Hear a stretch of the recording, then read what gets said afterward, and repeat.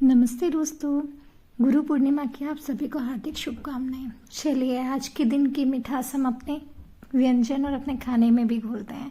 तो हम बनाते हैं परफेक्ट मेजरमेंट के साथ आज पूरन पूरी, जिसके लिए मैंने यहाँ पे 2 ग्लास चने की दाल लिया है, राइस लिया है, टर्मरिक लिया है, ये ग्लास लिया है। इसी ग्लास से मैंने गिन के है ना यहाँ पर जो चने की दाल ली हुई थी वो ली हुई है। अब मैंने यहाँ पर हमें एक कुकर ले लेना है। कुकर में हम सबसे पहले हमारी 2 ग्लास दाल को अच्छी तरीके से ले लेंगे। साथ में जो हमने राइस लिया था वो राइस को जितना 1 बाउल मैंने लिखा है उससे हाफ लेना है, हाफ छोटी वाटी लेना है। हाफ वाटी लेने के बाद में ना ये दोनों को हम अच्छी तरीके से धो लेंगे, अच्छे वॉश कर लीजिए। 3-4 पानी से आप लोग को ना इससे वॉश कर लेना है। तो आज का जो दिन है ना इसकी भी एक हिस्ट्री है। ये हिस्ट्री है सबसे महान गुरु द्रोणाचार्य की कहानी और उनके शिष्य एकलव्य जी की कहानी। हम इसका भी डिस्कशन साथ में करते जाएंगे।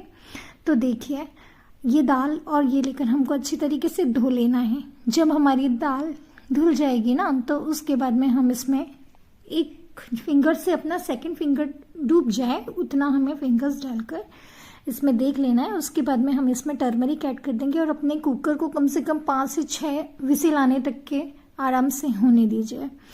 जब आपकी विसिल आ जाएगी ना तो फिर उसके बाद में आप अपनी दाल को ठंडा करके हाथ में लेके देखिए कि आपकी दाल मसल के इसको अच्छे से देखिए कि आपकी दाल पक गई है कि नहीं, एकदम महीन फाइन हो जानी चाहिए इस तरीके से।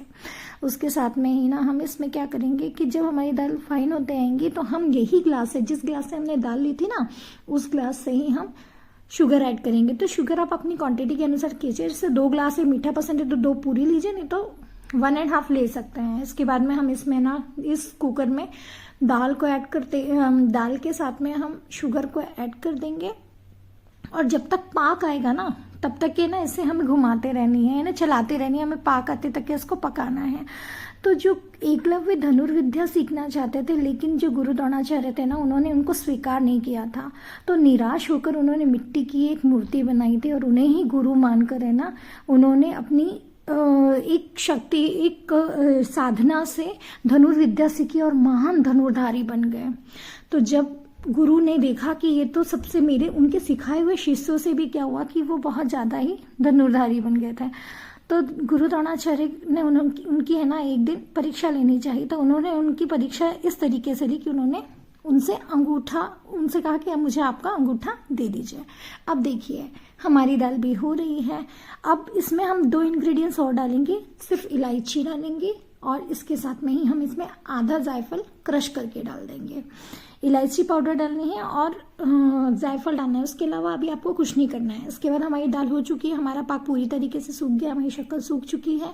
अब हम यहाँ पर है ना एक बाउल लेंगे। मेरे पास ये वाला छन्नी है तो मैंने इसमें ना आपको गरम गरम ही लेकर ये करना होता है, ठीक है। तो आप गरम गरम ही लेके इसे अच्छी तरीके से स्पून की सहायता से आप इसे जब छानेंगे ना तो छन जाएगी। वैसे आप इसे गरम गरम लेकर मिक्सर के पॉट में भी अच्छी तरीके से ग्राइंड कर सकते हैं। साथ में मैंने इसके ना आटे का एक डो लगाया था, वो वीडियो में शूट करना भूल गई। तो आटे में मैंने सिर्फ नॉर्मल गेहूं का आटा लिया था, थोड़ा सा नमक, हल्दी और तेल और डालकर ना उसे 1-2 घंटे के लिए रख दिया था बनाने से पहले। अब देखिए हमारा ये फाइन डो तैयार हो गया। इसमें ड्राई फ्रूट्स में मैं सिर्फ है ना चारोली डाल रही हूँ और उसके अलावा कुछ भी नहीं डालूंगी। किशमिश डालूंगी बारीक बारीक काट के। बाकी है ना इसमें खोपरा किस बिल्कुल नहीं डालना है। ये पेस्ट आप कम से कम 4 से 5 दिन तक के आराम से रख के इसको यूज कर सकते हैं। अब इसकी पाती बेलेंगे तो पाती बेलने के लिए ना मैंने यहाँ पर ना चौकी ली हुई है, उसमें मैंने एक कपड़े को गीला करके, कॉटन का कपड़ा गीला करके उस पर रख दिया है। मैंने जो आटे का डो रेडी बताया था ना उसको इस तरीके से इस पे लेकर राउंड कर लीजिए और उसके बाद में है ना आप इसमें अपना पूरन का गोला बनाइए और इसे अच्छे से इसकी स्टफिंग कीजिए। तो उन्होंने अपना अंगूठा मांगा। अब उन्होंने शिष्य थे, उन्होंने बिना कुछ कहे हंसते हुए वो अंगूठा काट कर अपने गुरु के चरणों में रख दिया। तो ये कहानी हमें सिखाती है कि हमेशा त्याग और समर्पण, गुरु के आगे हमेशा त्याग और समर्पण बहुत जरूरी है। इसी श्रद्धा से और प्यार के साथ आज हम त्यौहार की मिठास को आप सभी के दिलों में और जीवन में सदा घुली रहें।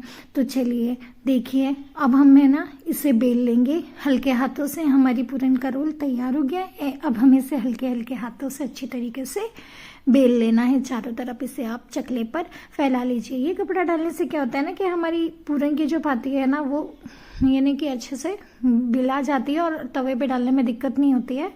जल्दी से हम इसमें डाल सकते हैं। तो बढ़िया। आप के यहाँ पूरन कैसे खाते हैं? हमारे यहाँ तो भाई पूरन खाते हैं तो बासुंदी और घी और दही और दूध के साथ खाते हैं।